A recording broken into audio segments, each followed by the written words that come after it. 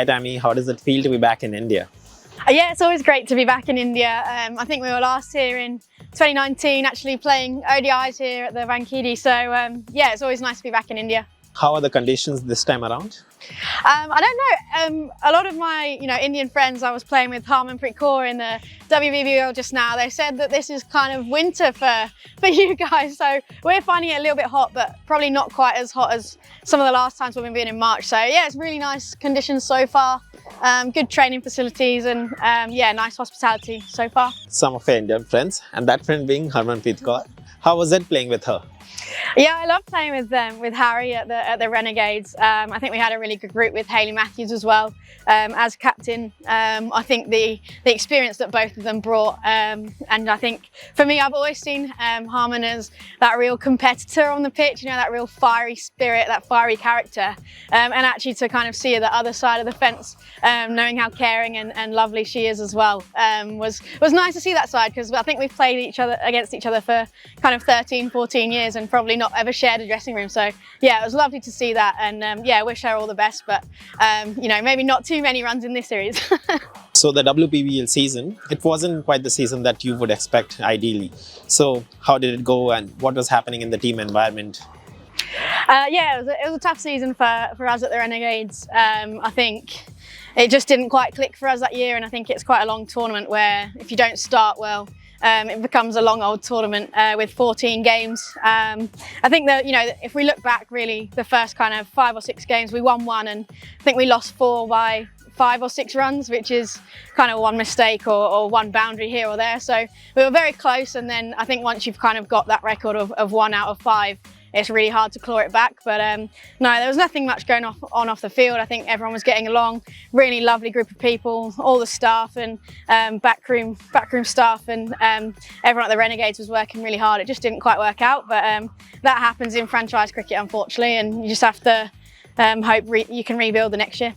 And very recently you mentioned how important and how integral ODI cricket is, along with the shortest format. How important do you think it is, and to play more games in ODIs?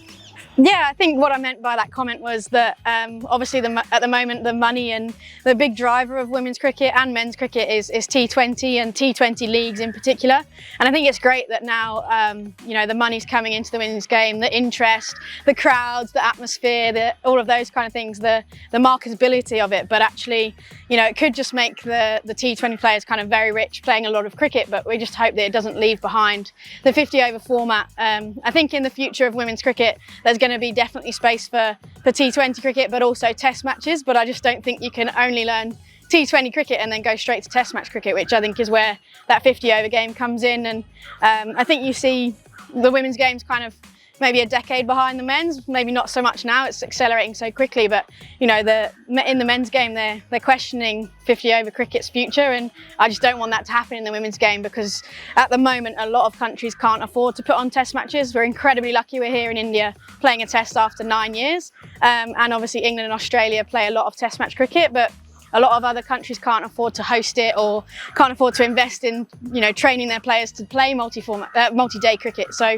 yeah, for me, I think we've got to protect 50 over cricket so that we can keep all formats available in the future. We all saw your form at the 100. So how important is it for you to get the spot back in the England T20 squad? Yeah, it's a really difficult one actually. I think I'm obviously very much wanting to be part of this T20 England team.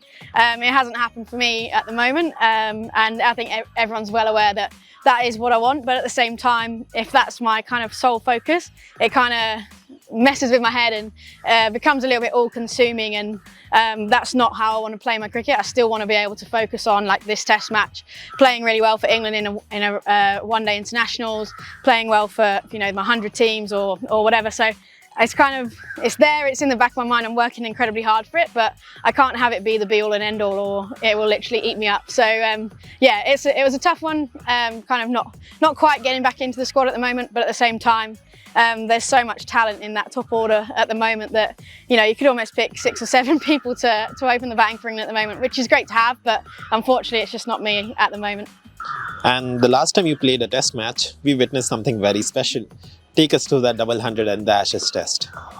Yeah, I think a lot of people have asked me to talk them through that innings, but it was just one of those things where everything worked out really well. Had a good couple of weeks, and I think for me the biggest thing was the situation of the game, that Australia had obviously got 470, and we just had to get as close to that as possible, because I felt, you know, as much as they had performed well, they hadn't outperformed us. I felt like we were very much in that game, so we had to stand up and be counted, and it was almost, yeah, get to 50, get to 100, get to 150, get to 200 for the team total. And yeah, it was kind of nice when I was in the zone from kind of the 160s onwards that I did actually allow myself to maybe think about getting a double 100 at T when I was on 191, but actually the whole time it was all about, right, let's get to par. And it still annoys me that we didn't actually get level with them, and we were 10 short, because I felt like I could have batted for another day and a half if I had to, but it just didn't work out like that.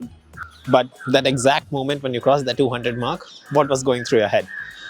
Yeah, it's a funny one actually. Like if you spoke to most of my teammates, they'd tell me I'm probably quite an emotional person. You can kind of read my emotions and how I'm feeling on my face. But actually in that innings, I was almost just like deadpan, game face, really steely-eyed, really like, they called me Zen Tammy actually at some point. So I was just like completely in the zone, and I thought, you know what, you're only going to get a double 100 probably once in your life, so I'm going to absolutely celebrate it. And I think I've never shouted so loud when I reached a milestone, and I give it the big fist bump. And that's actually one of my favourite pictures throughout my whole career, because it was almost like I'd held it together for so long, and then finally just yeah, let it out for that moment. And then a minute later I was like, breathe, right, go again. And like Mel Jones called it, the magical summer of Tammy Beaumont. How was it? And then coming into the 100, the first ever woman to score 100 in the 100, how was it? Yeah, I love that Mel Jones was getting to call both of my two milestones. I think she's an incredible broadcaster, and someone I very much look up to for potentially a future career for me, having done a bit of commentary for Sky Sports. But yeah, I think it was just one of those where if you'd have told me back in March, when I hadn't been at the T20 World Cup, probably hadn't done that well in the winter in the West Indies, and I probably felt like, you know, my place is in the England team in the 50 over cricket, in the 50 over stuff. It's kind of, you know, hanging there in the balance if some of the kids kind of really take off with their talent. And actually, if I look back, then to have that season and perform like that, and do two kind of massive performances, it means an awful lot that I kind of really got my head down and found some form, which was really nice. So how is the food here? So I have come to India 5 or 6 times. I came first when I was 18. I didn't eat curry. I couldn't handle spicy food, but it's like a complete turnaround now. I actually, at home, if my fiance and I, if we're gonna have like buy something in, we get Indian, but not like English Indian, like proper Indian, like dal makhani, like proper stuff. So I'm actually loving the food. Yeah, I could eat like proper good Indian curries most days of the week. Still don't like the really spicy stuff, but yeah, I'm getting used to it, and now I've kind of been shown what to kind of have a bit more. Yeah, really enjoying it. Dal makhani, definitely. Black dal is definitely my favourite. We went to Leopold Cafe the other night. I had a malal merg chicken, like, yeah, that was really nice. But yeah, a lot of the girls are having butter chicken, so I'm trying to like up the spice level a little bit.